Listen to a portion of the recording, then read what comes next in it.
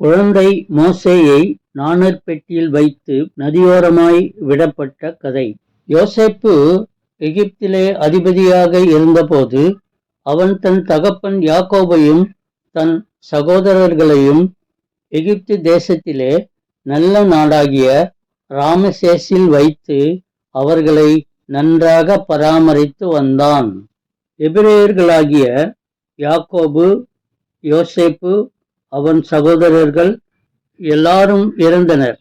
அவர்களுக்கு பிறகு அவர்களுடைய சந்ததிகள் எகிப்திலே திரளாய் பெருகினர். அப்போது எகிப்து தேசத்தை ஆண்ட பார்வோன் எபிரேயர்கள் எகிப்தியர்களை விட பெருகிவிட்டதைக் கண்டு எபிரேய ஸ்திரீகள் பிள்ளை பெறுகிற போது ஆண் பிள்ளையாயிருந்தால் அதை கொன்று போட சிப்பிரால் பூவால் என்னும் பெயர் கொண்ட எபிரேய மருத்துவச்சிகளுக்கு கட்டளையிட்டான்.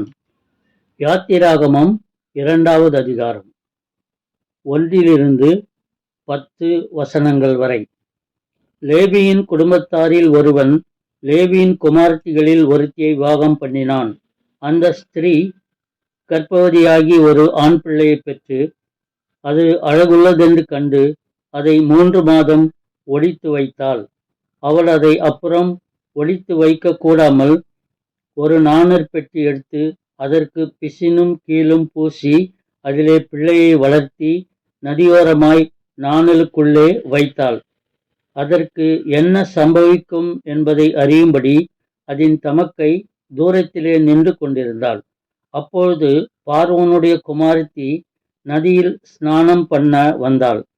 அவளுடைய தாதிகள் நதியோரத்தில் உலாவினார்கள்.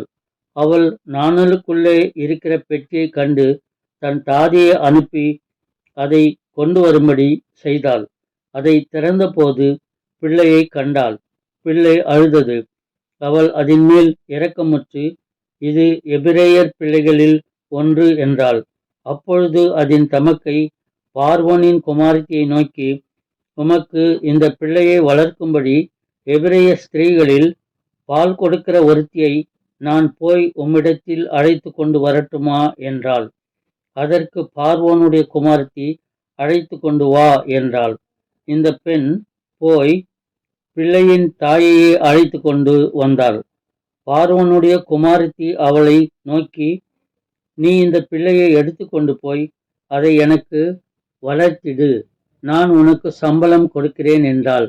அந்த ஸ்திரீ பிள்ளையை எடுத்து கொண்டு போய் அதை வளர்த்தாள். பிள்ளை பெரிதான போது அவள் அதை பார்வோனுடைய குமாரத்தியினிடத்தில் கொண்டு போய் விட்டாள். அவளுக்கு அவன் குமாரனானான். அவள் அவனை ஜலத்தினின்று எடுத்தேன் என்று சொல்லி அவனுக்கு மோசே என்று பெயரிட்டான். மோசே கர்த்தரால் தெரிந்து கொள்ளப்பட்டவன், அவரால் அழைக்கப்பட்டவன். ஆடு மேய்த்து கொண்டிருந்த மோசேயை கர்த்தர் பெரிய தீர்க்கதரிசியாய் மாற்றினார். தேவன் மோசேயை எகிப்துக்கு அனுப்பி அடிமைத்தனமாயிருந்த இஸ்ரவேல் ஜனங்களை விடுவித்து கொண்டு வரும்படி அவனை அனுப்பினார். தேங்க்ஸ் ஃபார் வாட்சிங். Like, share, subscribe.